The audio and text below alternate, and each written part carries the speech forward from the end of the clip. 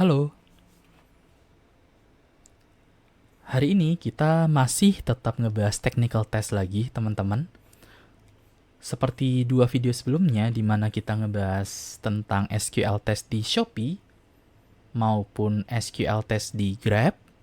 Nah, hari ini ada sesuatu yang berbeda lagi nih. Jadi nggak cuman perusahaannya aja, tapi juga jenis technical testnya. Di mana di video ini kita akan ngebahas tes menggunakan Python untuk perusahaan Goto atau Gojek Tokopedia. Nah, di dalam proses eksekusi atau prakteknya nanti kita akan menggunakan salah satu tools yang namanya Google Colab, teman-teman. Jadi, langsung aja. Di sini sama, berbeda juga dengan yang sebelumnya. Kalau kemarin di Grab sempat kita bahas terkait soal di Codility. Nah, untuk Goto ini, mereka bekerja sama dengan platform HackerRank, teman-teman. Dimana langsung aja ke soalnya, kita diberikan soal seperti ini. Judulnya Python List of Even Integers, atau Python list yang berisikan integer-integer atau bilangan-bilangan yang genap, even. Nah, di challenge ini atau di soal ini, kita, kamu, teman-teman, diminta untuk membuat sebuah fungsi atau function di Python yang memenuhi syarat-syarat berikut. Yang pertama, nama functionnya adalah even. Yang kedua, function tersebut berisikan dua argumen integer, yaitu start dan end. Yang ketiga, function ini mereturn atau menghasilkan list dari sejumlah n bilangan genap yang lebih besar atau sama dengan start dengan urutannya itu ascending atau dari kecil ke besar.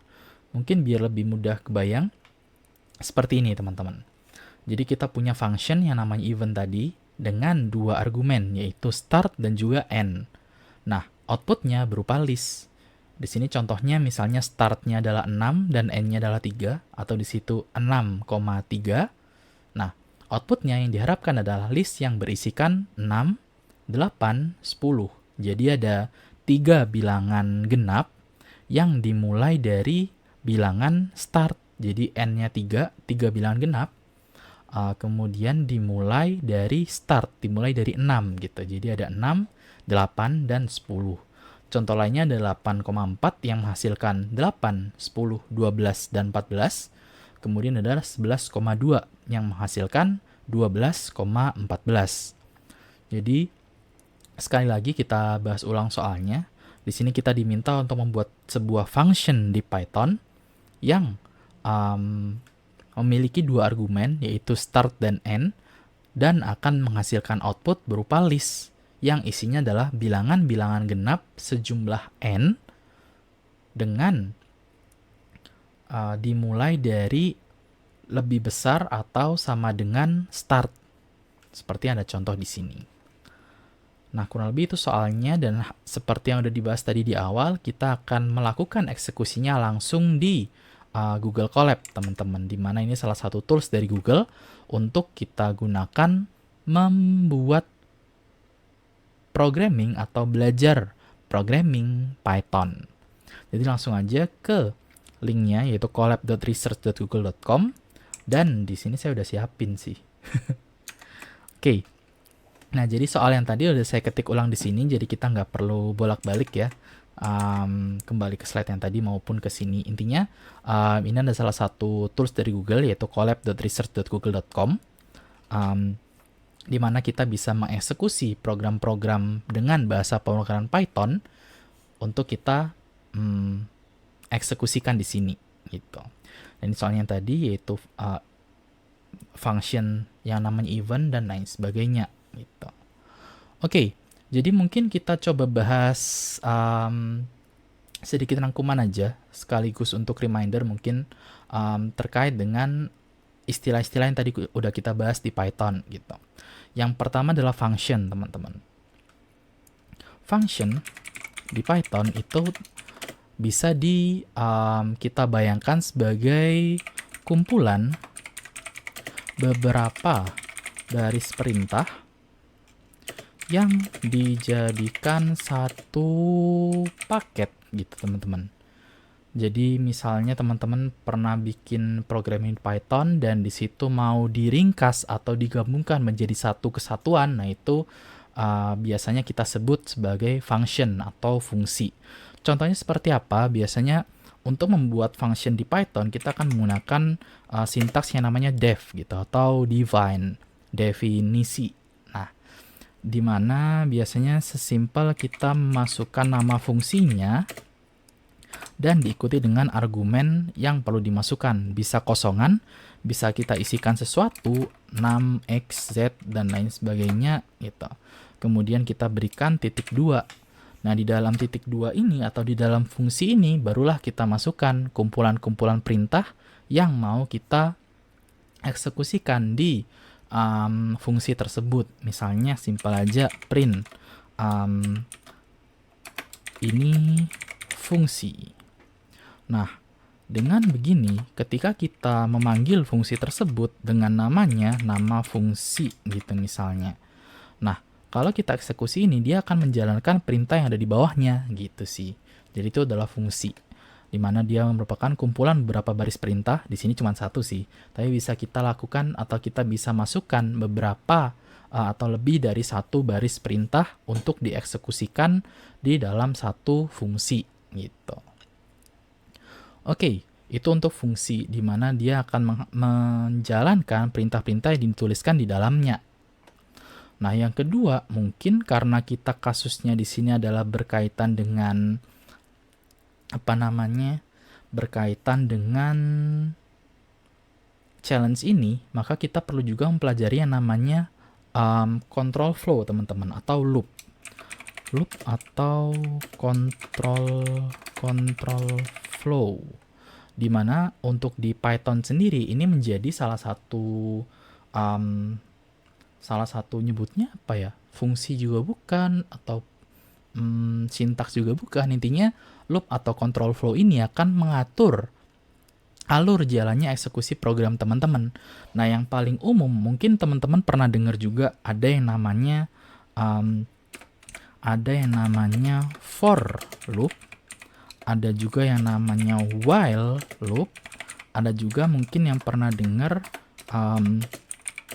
if else gitu. Nah, tiga ini biasanya adalah control flow yang paling umum atau yang paling sering ditemui ketika membuat program di Python. Nah, dari tiga ini mana aja sih yang akan kita gunakan di sini? Yang paling relevan mungkin adalah yang for dulu ya, karena di sini kita bisa lihat dari 6,3 dia itu mau menghasilkan 6, 8, 10. 8,4 mereka menghasilkan 8, 10, 12, 14. Nah, ada proses yang berulang di situ. Nah, apabila kita bicara dengan yang namanya berulang, maka akan kita temui antara for atau while. Tapi mungkin yang lebih mudah adalah for dulu deh. Misalnya, biasanya for itu kita bisa bikin, ini sintaks yang paling dasar ya, biasanya for i atau a juga boleh, x juga boleh, tapi biasanya for i in misalnya sebuah list gitu. Anggap 1, 2, 3. Jadi ini sebuah list, kemudian kita mau membuat loop dari list ini. Jadi kita tambahin titik 2 dan simple lagi pakai print aja, print i. Nah, kemudian dia akan melakukan looping nih. Dia akan melakukan proses print untuk semua yang ada di dalam list ini. Print 1, print 2, print 3. Makanya sinyal seperti ini. 1, 2, 3 ke bawah gitu. Itu adalah for loop di Python. Nah, selain bentuk list seperti ini, bisa bentuk apa lagi? Kita juga bisa menggunakan yang namanya range, teman-teman. Range itu misalnya kita gunakan 5 deh, angka random aja. Nah, kita gunakan perintah yang sama, print 5, print i, maka dia akan memunculkan dari 0, 1, 2, 3, 4 atau berulang sebanyak 5 kali gitu.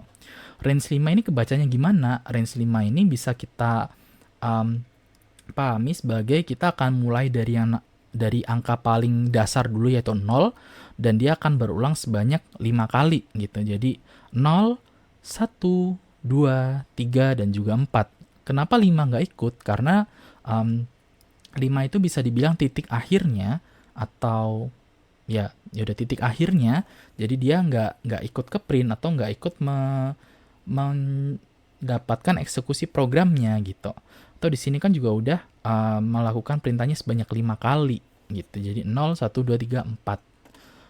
Nah, satu lagi, selain kita bisa menggunakan satu argumen untuk range, kita tuh bisa juga menggunakannya atau menggunakan argumen lebih dari satu gitu. Ini biasanya diisinya 3 gitu ya. Ada 5, misalnya 5, angka berapa ya? 10 deh misal. 10,1 gitu. Atau 10,2 langsung deh. Nah, apa yang terjadi kalau kita bikin fungsi seperti ini? Dia akan memunculkan 5, 7, 9. Kenapa gitu? Bacanya adalah for i in range 5 ini adalah titik mulanya teman-teman. Jadi 5 kemudian 10 ini adalah titik akhirnya, atau bisa dibilang ini start dan juga ini end-nya, end ya, akhir, dan 2 ini adalah sering disebut sebagai step, atau ya bisa dibilang sering disebutnya step sih. Jadi loncatnya angkanya itu di berapa gitu. Nah, mungkin sebelum ke situ kita coba dulu deh yang 2 argumen. For i in range 5,10 dulu. Kemudian kita print i. Print i. Nah, yang terjadi adalah dia akan ngeprint 5 sampai 10, tapi 10-nya nggak ikut. Jadi 10 ini karena tadi titik akhir, maka dia nggak ikutan gitu teman-teman, nggak ikut di print. Jadi hanya muncul 5, 6, 7, 8, 9. 10-nya mana? 10-nya nggak ikut. 10-nya adalah titik akhir. Jadi kalau kita ngobrolin range seperti ini, titik akhir itu nggak akan muncul atau nggak akan ikut dieksekusi. Dia hanya menjadi titik akhir dan ya intinya nggak ikut gitu. Nah, kita lihat bedanya dengan yang 5, 10, 2 atau stepnya di sini 2 teman-teman. Jadi kalau yang tadi kan 5, 6, 7, 8, 9. Jarak antara angkanya kan 1 gitu ya. 5 ke 6, 1, 6 ke 7, 1, dan seterusnya. Nah, step yang dimaksud di sini itu seperti itu. Dimana kita bisa lihat di sini, setelah 5 itu nggak 6, tapi 7. Kenapa? Karena stepnya 2. 5 ke 7 kan selisihnya 2. 7 ke 2 juga selisihnya 9 gitu. Misalnya di sini saya masukin 15. Maka dia juga akan munculnya sampai ke angka 13 karena setelah 13 kan 15 gitu. Karena seperti yang tadi 15-nya nggak akan ikut. Tapi tetap stepnya ada 2. 5, 7 itu selisihnya 2, 7 ke 9 selisihnya 2, dan seterusnya gitu. Nah, mungkin bagian ini yang sangat relevan dengan yang akan kita gunakan di challenge nanti. Kenapa? Karena di sini tadi kan kita mau memunculkan angka-angka genap gitu. Antar angka genap itu kan loncatnya 22 teman-teman. Jadi misalnya nih dari yang paling kecil ada 2, 4, 6, 8, 10, dan seterusnya. 2 ke 4 itu loncat 2, 4 ke 6 loncat 2, dan seterusnya. Makanya hampir pasti nih kita akan menggunakan susunan yang seperti ini gitu. Jadi ada step 2 di dalam argumen kita nanti. Gitu sih. Oke. Itu terkait dengan for loop. Nah, tadi mungkin kita bisa coba solving bagian ini ya. Dimana pola seperti apa sih yang mau kita tuliskan di program kita gitu. Nah, kita bisa lihat dari contoh yang ada di sini nih. 6,3 itu ada 6, 8, 10. 8,4 ada 8, 10, 12, 14. 11,2 ada 12 dan 14 gitu. Nah, untuk membuat supaya dia bisa berpola seperti ini gimana nih teman-teman? Atau kita coba dulu deh. Ini kan berarti range 6, berapa, 2 gitu kan.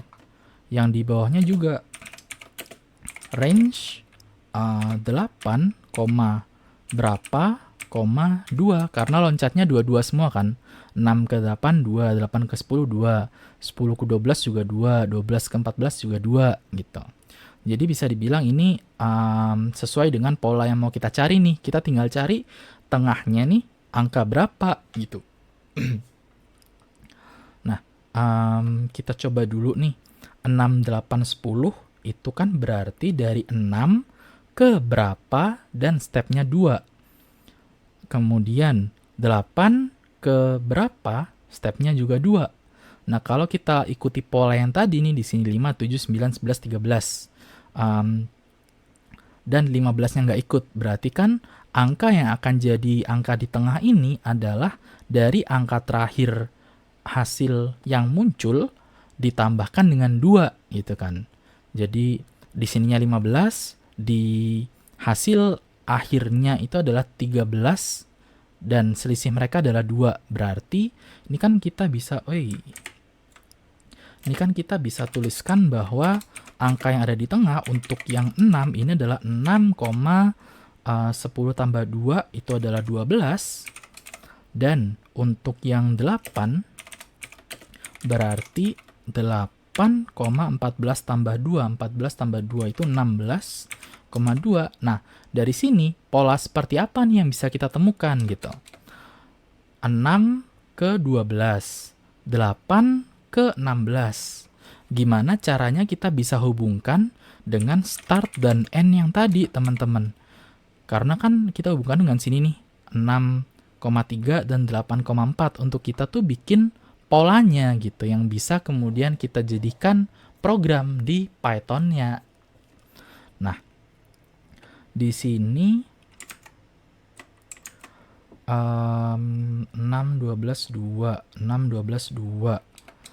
Kalau coba kita tuliskan yang enak deh. Start sama dengan 6. N sama dengan 3. Kemudian X-nya itu sama dengan 12. Nah, apa hubungannya atau polanya seperti apa nih antara 6 dengan 3 kok bisa jadi 12 gitu. Satu lagi juga ada start sama dengan 8. N sama dengan 4. Dan X-nya, ini X saya bilang random aja ya. X-nya adalah 16. Nah, hubungan seperti apa yang kita dapetin dari sini gitu. Nah, kita bisa lihat nih bahwa 6 ke 12 itu kan selisihnya 6 gitu ya. Atau kalau kita tulis X min start di sini itu adalah 6. Satu lagi, kalau yang sebelah kanan, X min start. Oh, ini harus saya batasin ya biar enak. Wait. Oh. Nah, X min start yang di sini adalah 16 kurangi 8 berarti adalah 8. Nah, yang satu 6, yang satunya 8. Kita hubungkan ke N yang ada di sini nih. N-nya 3, selisihnya 6. N-nya 4, selisihnya 8. Nah, kita dapetin ternyata polanya itu adalah 6 ini adalah 2 kali N, teman-teman. Kalau teman-teman lihat ya. 3 kali 2 kan 6. Di sini juga 4 kali 2 itu juga 6, teman-teman. 8. Jadi, bisa kita bilang bahwa tapi poin akhir yang ada di sini itu adalah 2 kali N yang ada di sini. 3 kali 2, kemudian juga 4 kali 2. Nah, di sini juga mungkin adalah 2 kali 2 gitu. Dimana kemudian kita bisa jadikan sebuah pola nih, yaitu for I in range berapa ya tadi? Misalnya kita masukin yang 6 nih. 6, tadi yang harus kita bikin kan function. Oke, itu dulu deh. 6, berapa tadi? 3 kali 2. Bukan. Nggak langsung kayak gitu. Tapi, oke. Titik akhirnya itu adalah 6. Kita jumlahkan dengan 2 kali 3 dengan stepnya adalah 2. Maka kemudian kita print I gitu. Kita coba apakah hasilnya sama, itu 6, 8, 10. Sama, berarti inilah polanya teman-teman, yaitu startnya kemudian start dijumlahkan dengan 2 kali n, n-nya 3 kan di sini, n-nya 3, kemudian step-nya adalah 2. Jadi kalau tadi saya tambahin komen di sini, for i in range start, start plus 2 kali n, kemudian step-nya adalah 2 gitu. Jadi inilah pola yang harusnya sesuai dengan yang kita cari di sini. Jadi kita tinggal menggunakan pola ini untuk menyusun function atau fungsi yang mau kita buat untuk solving challenge ini gitu. Oke, jadi ini penyelesaiannya ya. Tadi kita, sekali lagi saya ulangin, kita prosesnya tadi adalah membreakdown atau mencari pola yang kita dapetin dari contoh-contoh yang diberikan gitu. Dimana kita dapetin ternyata dari petunjuk yang diberikan yaitu start dan juga end dan juga output yang diharapkan, kita bisa breakdown menjadi pola yang ada di range gitu, dimana ada start atau titik awal, ada titik akhir, dan juga ada step. Jadi ada titik awal, titik akhir, dan juga step. Nah, tadi yang kita belum temukan adalah titik akhirnya. Titik akhirnya kita temukan ternyata dia itu adalah startnya atau titik awalnya dijumlahkan dengan 2 kali n-nya, yaitu tadi adalah 6 ke 12, itu selisihnya 6, yaitu 2 kali 3. 8 ke 16, selisihnya adalah 8, yaitu 4 kali 2. Gitu, dan itulah polanya. Makanya kita dapetin untuk menyelesaikan challenge ini, kita menggunakan pola seperti ini, yaitu start, kemudian start plus 2 kali n, dan stepnya adalah 2. Gitu. Nah, sekarang kita coba bikin functionnya. Mungkin di sini saya kasih menyusun function. Oke. Tadi kita di awal bahas yaitu menulis atau menyusun sebuah fungsi, kita menggunakan sintaks yang namanya def, diikuti dengan nama fungsinya. Kalau kita lihat lagi soalnya, nama fungsi yang diminta adalah even gitu. Jadi kita harus masukkan di sini ada even, kemudian dia punya 2 argumen yaitu start dan juga n gitu. Nah, di sini untuk membuat pola seperti ini, dan yang diminta tadi kan adalah list. Jadi kita bisa bikin aja dulu list 1 gitu misalnya, sama dengan list kosong. Kemudian untuk kemudian kita panggil pengulangannya yaitu for i in range yang tadi kita udah tuliskan, start, start plus 2 kali n dengan stepnya adalah 2, maka list 1.append i. Nah, ini maksudnya apa?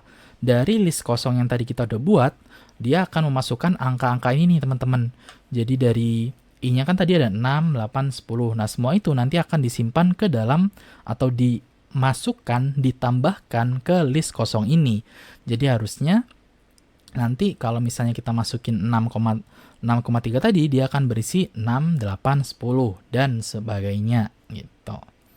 Oke, nah dari sini aja kita bisa kemudian tutup fungsi ini menggunakan yang namanya return list 1 gitu. Nah, ini kita bisa running dan kita kemudian bisa coba panggil atau kita coba buktikan apakah fungsi yang kita buat ini udah cocok atau belum gitu. Jadi kita langsung aja even berapa tadi? Misalnya 6,3, apakah sesuai? 6,3. Kita eksekusi. Nah, udah sesuai teman-teman, yaitu 6, 8, dan juga 10. Nah, kalau kita ganti jadi 8, tadi berapa? 8,4 ya. 8,4 berarti harusnya isinya 8, 10, 12, 14. 8, 10, 12, 14 sudah sesuai. Tinggal yang terakhir, yaitu berapa tadi satunya? 11,2. 11,2. Nah, belum cocok teman-teman, yaitu kalau kita masukkan angka 11 harusnya di sini mulainya itu di 12, kemudian muncul 14, tapi ternyata di sini dia kok munculin angka ganjil yaitu 11,13, berarti kita perlu perbarui lagi nih codingan kita atau function kita gitu. Atau di sini berarti update function untuk bilangan ganjil. Nah, sebenarnya apa yang mau kita lakukan? Kita tinggal mengulang aja proses ini, tapi kita sesuaikan gitu, di mana kita perlu pisahkan kalau angkanya atau kalau inputnya ganjil gimana dan kalau inputnya genap gimana gitu sih. Nah, di sini kita akan menggunakan salah satu control flow lagi yang sempat tadi kita bahas, yaitu menggunakan yang namanya if, teman-teman. Nah, if itu seperti apa? Mungkin kita coba masukin ke sini dulu deh. Oh, nggak usah deh. Jadi if dan else itu mungkin intinya adalah apabila suatu kondisi memenuhi syarat, maka dia jalannya ke A gitu misalnya. Sedangkan kalau tidak memenuhi syarat, dia ke B gitu. Jadi semacam bisa dibilang logic rule, bisa dibilang apalagi ya yang sebutnya, intinya if else gitu deh. Harusnya ini cukup umum ya, jadi semoga nggak terlalu banyak yang bingung. Tapi kalau bingung mungkin intinya if else ini kita akan memberikan suatu kondisi gitu. Dan kalau kondisi itu terpenuhi, barulah programnya jalan. Kalau kondisinya nggak terpenuhi, dia akan menjalankan atau beralih ke percabangan. Malah makin bingung ya. Ya intinya if else, kalau terpenuhi programnya jalan, kalau nggak terpenuhi programnya nggak jalan. Mungkin itu dulu deh yang gampang. Nah sekarang kita mau susun kayak gini. If bilangannya genap, maka kita tinggal pakai yang barusan gitu kan. Kita tinggal pakai yang ini gitu, karena udah terbukti bener kan tadi. Nah sedangkan kalau bilangannya ganjil, langsung aja else gitu. Selain bilangan genap kan bilangan ganjil, nggak ada lagi opsi selain opsi di luar 2 itu gitu. Nah kalau ternyata dia bukan bilangan genap, maka kita perlu sesuaikan nih tadi yang salah apa, yaitu ketika kita panggil 11,2 yang muncul tuh 11,13, di mana kita seharusnya memunculkan 12,14. Nah 11 ke 12 itu kan tinggal ditambah 1 gitu ya. Jadi mungkin di sini langsung aja nih saya iseng, yaitu start plus 1 gitu. Di sini juga saya ikutin plus 1 gitu. Jadi start plus 1 plus 2 kali n. Nah, kita lihat aja nanti gimana hasilnya gitu. Nah, sekarang gimana menentukan bilangan itu bilangan genap atau bukan? Nah, kita bisa gunakan yang harusnya bilangan genap atau ganjil yang mana? Oh, start. Kita tuh bisa menggunakan yang namanya modulo, teman-teman, atau persen kayak gini. Dan persennya 2. Nah, modulo itu apa? Modulo itu adalah kayak gini. Misalnya kita punya bilangan 10 modulo 2 itu hasilnya harusnya 0 gitu. Karena 10 apabila dibagi 2 itu kan nggak ada sisanya kan. 10 dibagi 2 itu 5. Sedangkan kalau bilangan ganjil, kalau dibagi 2 itu akan ada sisa gitu.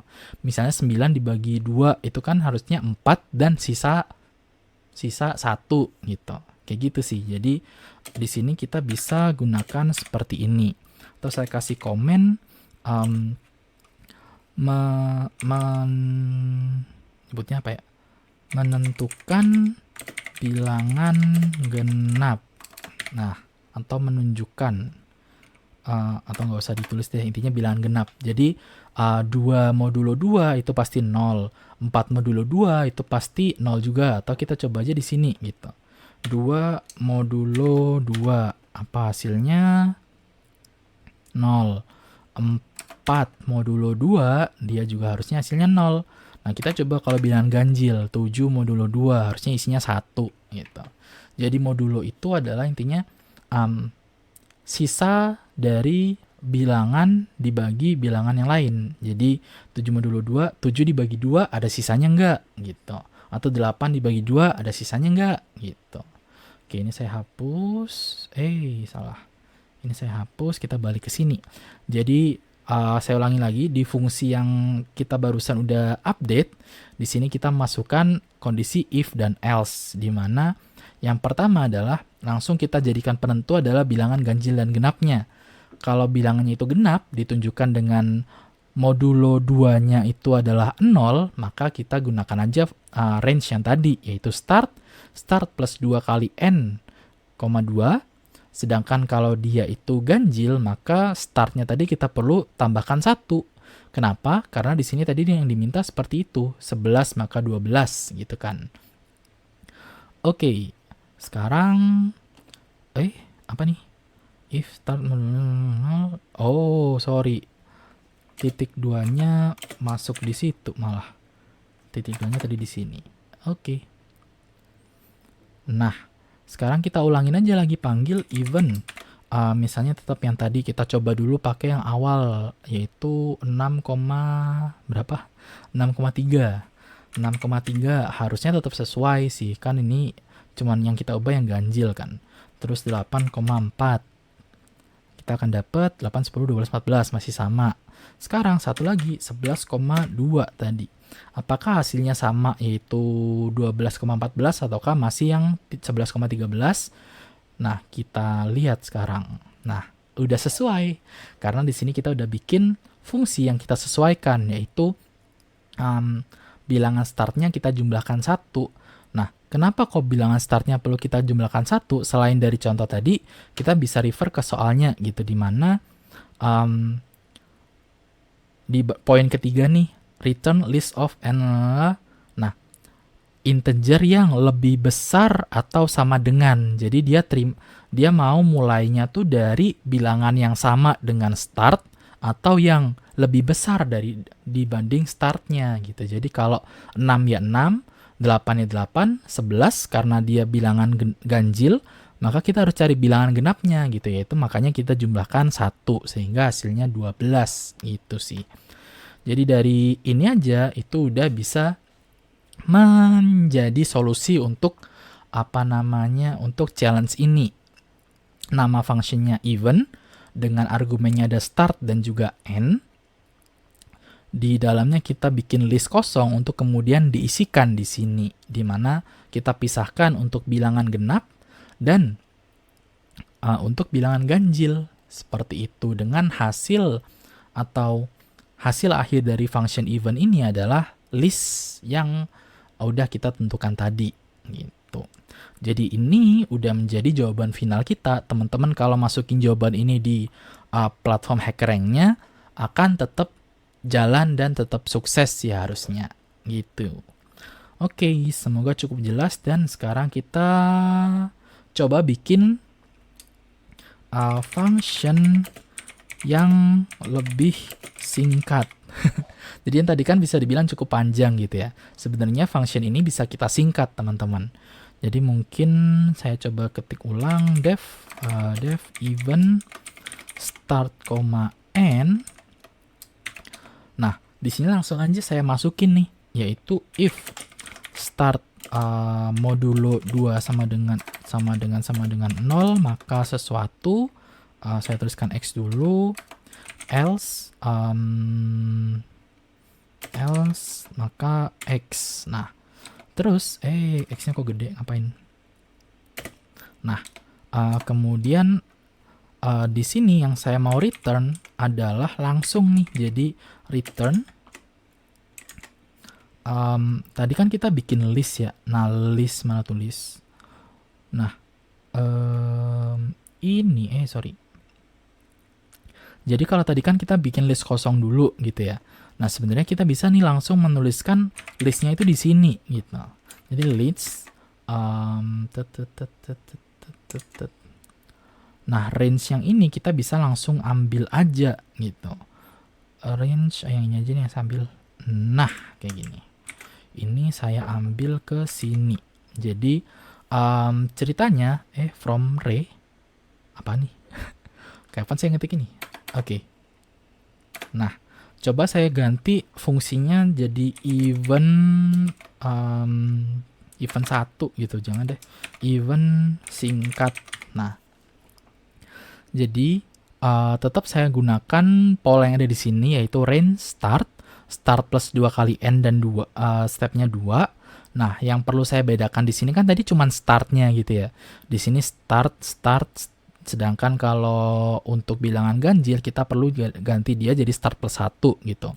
Nah, itu aja yang saya masukin di if else-nya. Jadi cuman start sama dengan start di sini. Sedangkan kalau bilangannya itu ganjil, maka startnya sama dengan start plus 1.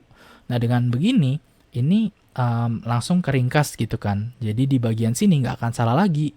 Startnya kalau dia bilangan ganjil akan selalu start plus 1, dan kalau genap ya start doang gitu. Nah, dia kemudian range-nya masih tetap sama dan dia langsung mereturn sebuah list. Kurang lebih itu. Jadi di sini kalau saya eksekusi dan kita coba panggil fungsinya, event singkat, misalnya tadi berapa? 6,3 gitu ya. Maka harusnya hasilnya sama, 6810. Kalau kita ganti jadi 8,4, maka tetap sama, 8, 10, 12, 14. Nah, kita coba lagi yang ganjil, 11,2. Apakah tetap sesuai? Tentu aja tetap, yaitu 12,14. Bahkan kalau kita pakaiin angka baru pun nih, misalnya 10,5 gitu. Berapa yang akan kita dapetin? Berarti kan harusnya kalau ngikuti logika yang tadi adalah 10, 12, 14, 16, 18 gitu. Kan 5 kali 2 itu adalah 10, 10 plus 10, 20 gitu kan. Berarti ya itu 10, 12, 14, 16, dan 18. Jadi ini fungsi yang lebih singkat, dimana kita nggak bikin seperti ini, nggak pakai list kosong dulu, tapi langsung mereturn hasilnya itu sebagai list gitu. Oke, jadi ini versi yang lebih panjangnya, dan yang di bawah adalah function yang lebih singkatnya gitu. Oke, dan sekarang udah solve, kita punya dua jenis solusi, function yang biasa, function yang panjang, dan function yang lebih singkat, dimana kita menjawab challenge dari HackerRank untuk recruitment test atau technical test di Goto ini menggunakan Python, di mana kita praktekkan di Google Colab seperti itu. Oke, seperti yang udah dibahas di video sebelumnya, teman-teman juga bisa submit nih kalau teman-teman udah pernah mendapatkan atau mengerjakan technical test, exercise, atau apapun, dan teman-teman pengen membagikan itu untuk kita bahas bareng di sini, teman-teman bisa masuk ke Google Form aja ya. Di sini teman-teman bisa masukin terkait dengan upload filenya kalau ada, atau juga bisa aja nunjukin atau copy paste aja soalnya di sini gitu. Jadi dari situ kita bisa coba bahas bareng di video-video selanjutnya. Atau kalau bukan terkait dengan exercise ataupun technical test, kalau teman-teman pengen bertanya suatu topik, atau teman-teman di sini ada yang baru mulai belajar data dan punya segudang pertanyaan gitu misalnya, bisa aja langsung masukin ke Gform yang ini gitu, ada namanya yang bagian question. Jadi bebas di sini topiknya mau teman-teman tanyain apa, dan kalau emang sesuai dengan apa yang jadi fokus kita, yaitu terkait data-dataan gitu ya, maka kita juga bisa bahas itu di next atau video-video selanjutnya gitu. Jadi saya harap kalau emang teman-teman ada nih yang mau di-share dan ada pertanyaan untuk dibahas gitu, bisa langsung aja ke link di deskripsi. Saya akan masukin link ke Google Form ini supaya masing-masing dari teman-teman bisa bebas untuk mengisikan entah itu exercise ataupun question. Oke, itu aja teman-teman, dan see you on the next video.